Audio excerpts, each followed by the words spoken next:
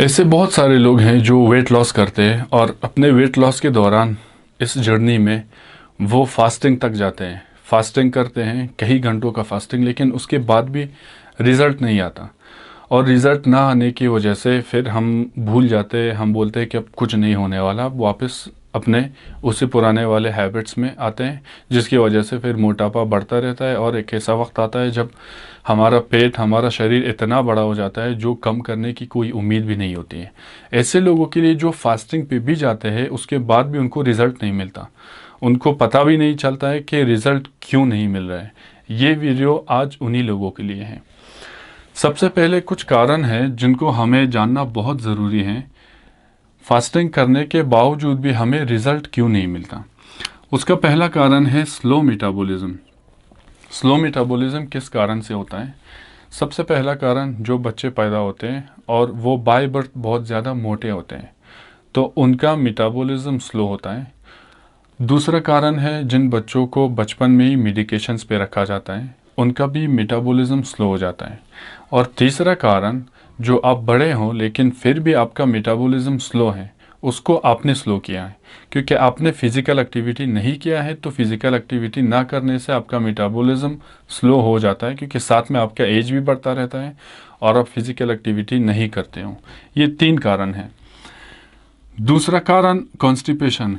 कब्ज़ होने से बहुत सारी प्रॉब्लम्स आते हैं। आयुर्वेदा के हिसाब से अगर आप कब्ज़ हैं तो 48 से ज़्यादा रोग आपको हो सकते हैं। 48 से ज़्यादा रोग, ये आयुर्वेदा के हिसाब से हैं और ये सच भी हैं।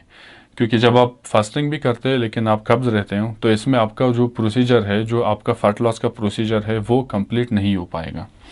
तीसरा है स्ट्रेस। बहुत सारे लोग हैं जो मसल बिल्डिंग करते हैं या वेट लॉस करते हैं, लेकिन उनको स्ट्रेस होता है। तो स्ट्रेस ऐसा है कि जब आप स्ट्रेस में रहते हो, एक हार्मोन है जिसको कहते हैं कॉर्टिज़ोल हार्मोन। ये कॉर्टिज़ोल हार्मोन, या फिर इसको हम स्ट्रेस हार्मोन भी बोलते हैं, जब ये हमारे शरीर में ज़्यादा हो जाता है इसका सिक्रेशन, तो ये कारण बनता है कि हमारा जो मसल बिल्डिंग है या फिर फैट लॉस है, दोनों में हम फेल हो जाते हैं। और इसके लिए आपको क्या करना है, अश्वगंधा के 2 टैबलेट्स रात को सोने से पहले पानी के साथ आपको लेना है। ये अपना एक्सपीरियंस है, मैं आपके साथ शेयर कर रहा हूँ, और इसके बारे में आप सर्च भी करेंगे। अश्वगंधा स्पेशली इसी के लिए है, ताकि हमारे जो शरीर में जो स्ट्रेस हार्मोन है उसको रोकें और हमारे स्ट्रेस को दूर करे ओवरऑल। और भी बहुत सारे फ़ायदे हैं। उसके बाद आता है स्लीप डिसऑर्डर। स्लीप डिसऑर्डर ऐसा चीज़ है जिसकी वजह से ठीक ठाक इंसान भी बीमार हो सकता है। जिनको मसल गेन करना है उनका मसल गेन नहीं होता, जिनको वेट लॉस करना है उनका वेट लॉस नहीं होता, क्योंकि ये नेचर है। नेचर के अगेंस्ट आप जब जाएंगे तो जाहिर सी बात है कि आपके शरीर में कुछ प्रॉब्लम्स तो आएंगे। रात को सोना है और सुबह सवेरे उठना है। अगर आपने इस नियम को फॉलो नहीं किया तो आपका वेट लॉस या फिर मसल गेन दोनों फेल हो सकते हैं। लेकिन अभी हम वेट लॉस के बारे में बात कर रहे हैं। और उसके बाद आता है वाटर रिटेंशन। जिस भी वजह से वाटर रिटेंशन होता है तो आपका वेट लॉस नहीं होता है, चाहे आप ज़्यादा नमक लेते हो या कोई और प्रॉब्लम है। तो ये 5 वो रीज़न है जिसकी वजह से फास्टिंग के बाद भी आपका वेट लॉस नहीं होता। उसके बाद आते हैं कुछ ईटिंग हैबिट्स। हम टू मच कार्बोहाइड्रेट लेते हैं दिन भर में, ये हमें कम करना है। एक प्रॉपर डाइट प्लान के हिसाब से चलना है, और ये हमें काउंट करना है कि कितने चपाती आपने ली या फिर कितने राइस आपने ले ली। ये काउंट करके ही हमें चलना है कि कितनी चपाती आपने ली और कितना चावल आपने ली दिन भर में, सुबह से लेकर रात तक। इसको काउंट करना बहुत ज़रूरी है। उसके बाद आता है फ्रीक्वेंट ईटिंग, दिन भर में खाना खाना। कुछ लोग ऐसे हैं जो दिन भर में खाना खाते हैं, सुबह से लेके नाश्ते से लेके रात को सोने के टाइम तक।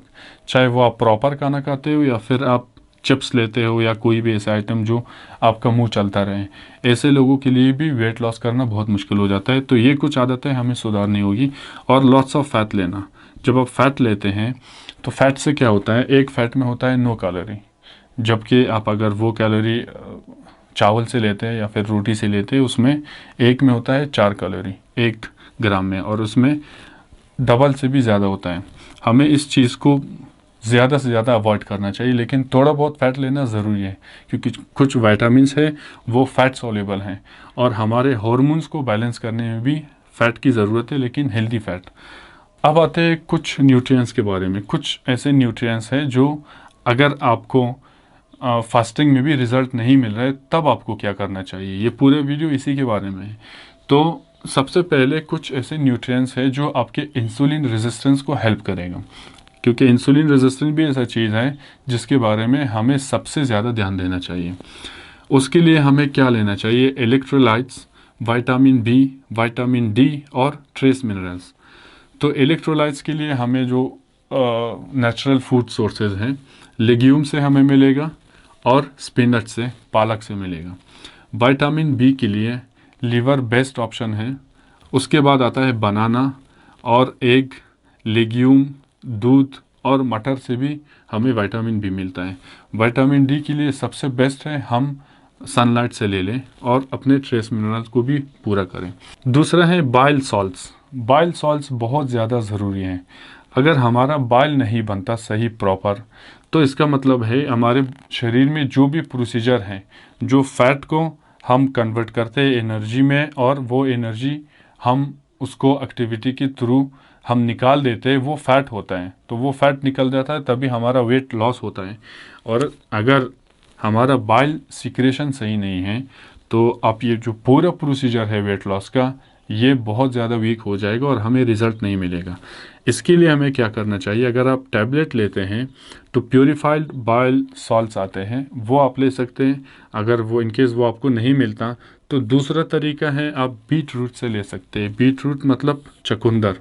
आप इसको अपने सैलड में भी डाल सकते हैं और इसका जूस भी पी सकते हैं। ये बहुत ज़्यादा ज़रूरी पॉइंट है, इसके ऊपर काम करना चाहिए। जिनका भी वेट लॉस नहीं होता, अपने बाइल को ज़रूर चेक करें, क्या बाइल में तो प्रॉब्लम नहीं है। बाइल सॉल्ट्स बहुत ज़्यादा ज़रूरी हैं। उसके बाद आता है स्ट्रेस और अपने स्लीप को ठीक करना है। उसके लिए मैंने आपको बताया अश्वगंधा 2 टैबलेट काफ़ी हैं। आपके स्लीप को भी ठीक करेगा और आपके स्ट्रेस को भी ठीक करेगा, लेकिन साथ में आपको अपने जो बैड हैबिट्स है उसके ऊपर भी काम करना चाहिए। और टाइम टेकिंग रहेगा उन लोगों के लिए जिनका मेटाबॉलिज्म स्लो है, थोड़ा सा इसके ऊपर काम करना चाहिए। हो सकता है आपको साल लगे, 2 साल लगे, लेकिन धीरे धीरे आपका मेटाबॉलिज्म ठीक हो जाएगा। तो यहाँ पे जब हम मेटाबॉलिज्म की बात करते हैं, मैंने आपको शुरू में बताया 2 हैं। एक तो बाय बर्थ आपका मेटाबॉलिज्म स्लो है, और एक ये है कि आपने फिज़िकल एक्टिविटी नहीं किया, दिन भर आप पड़े रहें, तो उससे भी आपका मेटाबॉलिज्म स्लो हो गया। जिनका पड़े रहने से स्लो हो जाता है, वो दोबारा से उसको अच्छे से मेंटेन कर सकते हैं फिज़िकल एक्टिविटी करके।